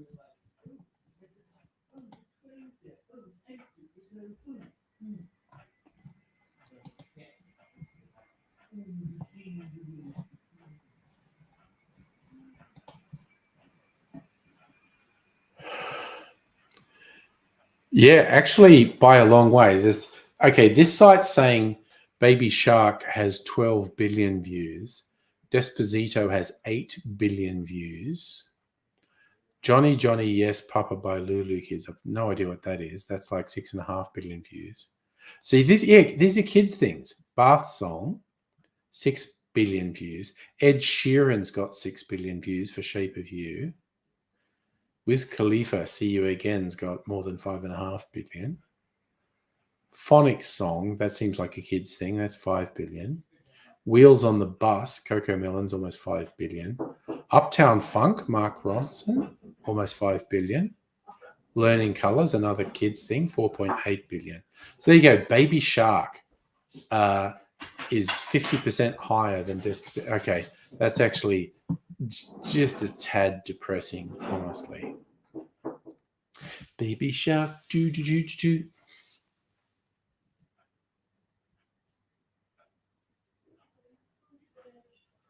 Ugh, okay, well, that's a whole fucking thing.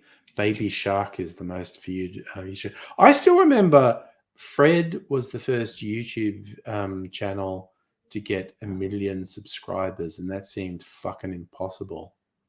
And that's nothing.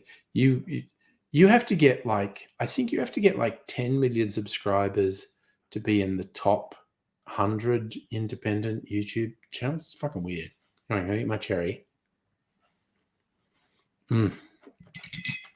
Yum fucking oh. All right. So, all you fine people. Oh, yum, those cherries are so nice. I love those cherries. So, I am going to go sleepy bobos. I hope you all look after yourselves. Maybe have a big night tomorrow night. I don't know. Who knows? I don't like to predict what's going to happen. Anything could happen. Well, take it from there. So you all take care. I'll see you another time.